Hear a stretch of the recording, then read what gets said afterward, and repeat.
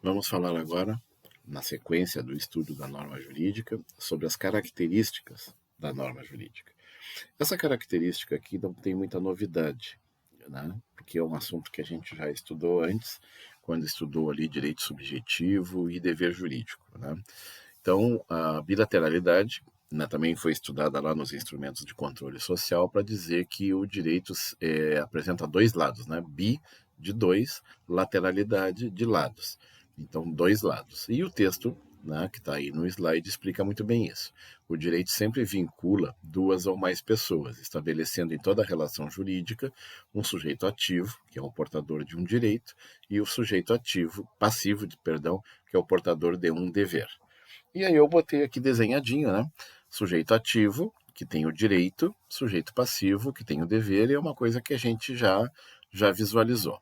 Dois alertas só sobre essa característica, porque, como eu disse, tudo já foi visto, mas eu faço questão de destacar dois alertas aqui. Primeiro, essas expressões sujeito ativo e sujeito passivo, que está aqui nessa disciplina, que vai servir para todo o direito, né? Praticamente todo o direito, até o final do curso.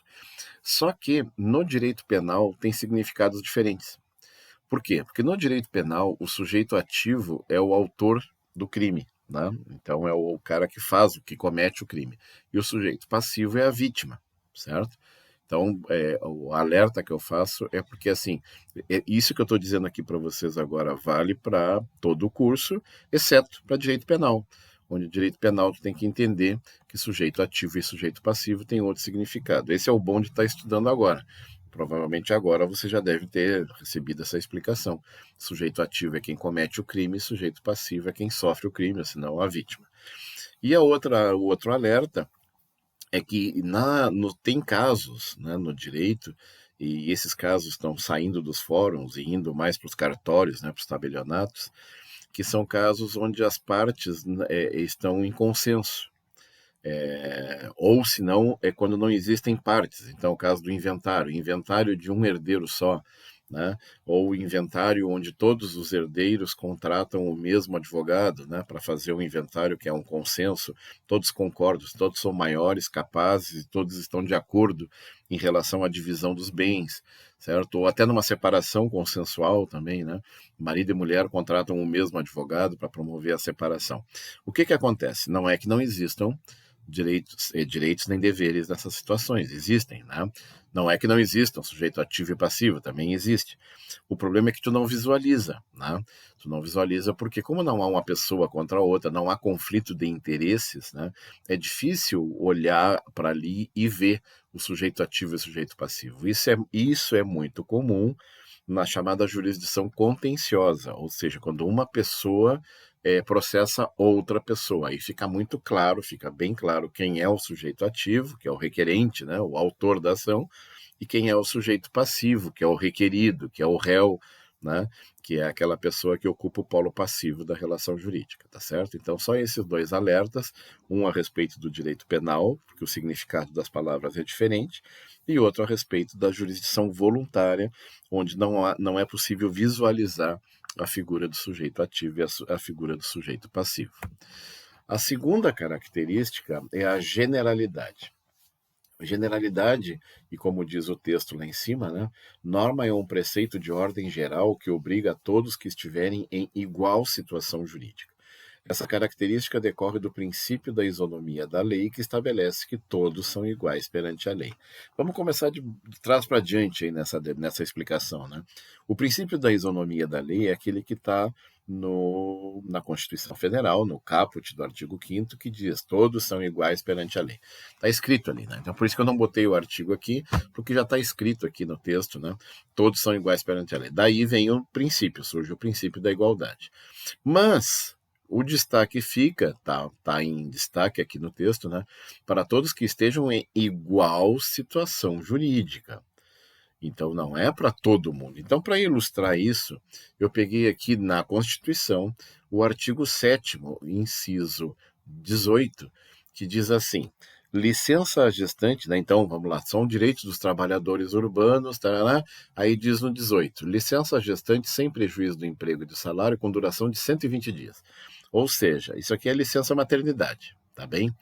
E lá no artigo 10 do ato das disposições constitucionais transitórias, também na Constituição Federal, diz assim: até que seja promulgada a lei complementar a que se refere ao artigo 7º, inciso 1 da Constituição, diz no parágrafo 1º, até que a lei venha disciplinar o artigo 719 da Constituição, que é a licença paternidade, está aqui, ó, né?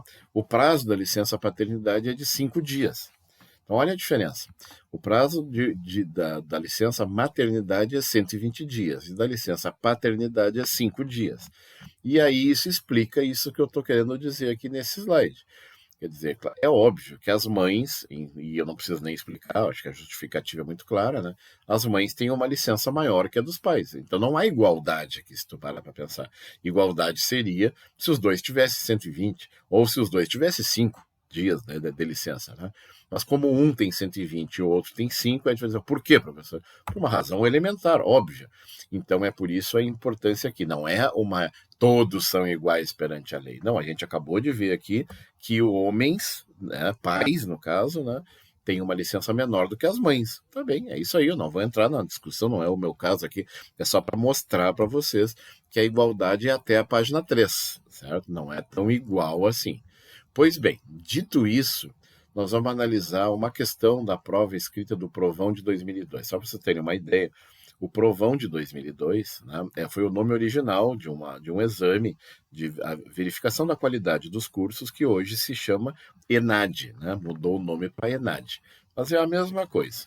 E aí colocaram na prova escrita do Provão de 2002 a questão número 2, com o texto do Rui Barbosa, que destaca, falando sobre igualdade, que não há no universo duas coisas iguais.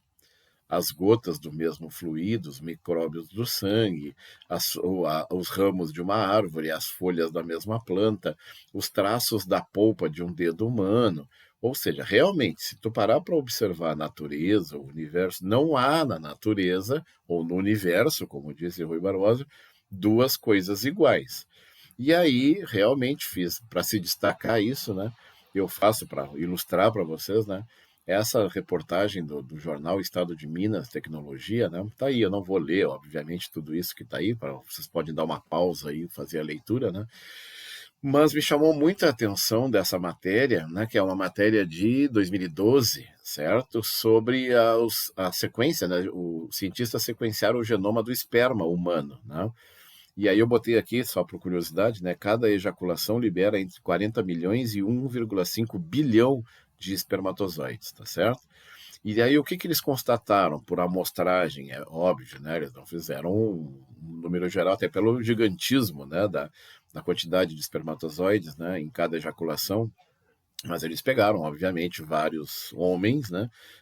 Aqui a amostra de um homem de 40 anos, aquela coisa toda. Tem toda a explicação aqui, certo? 91, foram uma amostragem de 91 homens, né?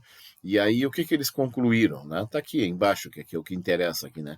Cada espermatozoide tem um genoma único, com padrões únicos de recombinação e mutação. Essa diversidade pode fornecer habilidades de fertilização diferentes para cada uma dessas células do esperma, diz o pesquisador aqui, certo? É impressionante, né?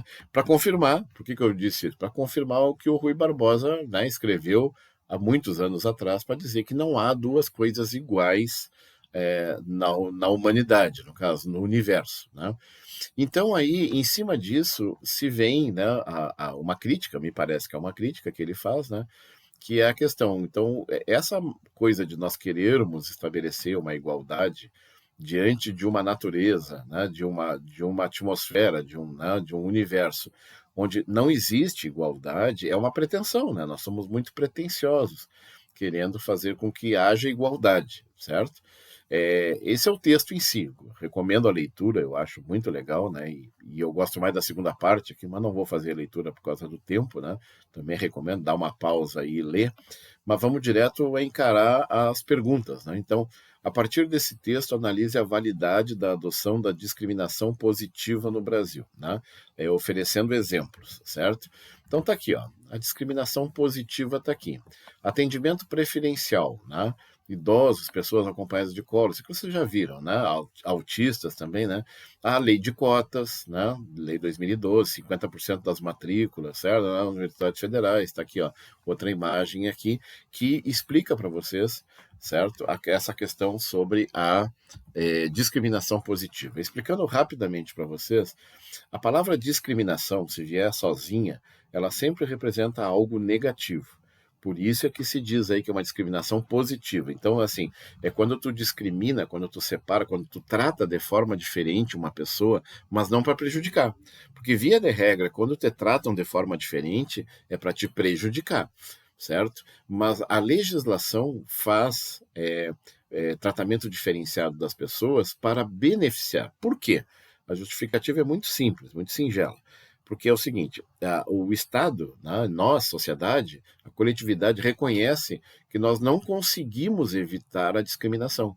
Então as pessoas discriminam os velhos, discriminam as mulheres, discriminam as grávidas, discriminam as crianças, discriminam os autistas, discriminam as pessoas que têm deficiência física, discriminam os negros, discriminam uma série. O que não falta na sociedade, infelizmente, é discriminação.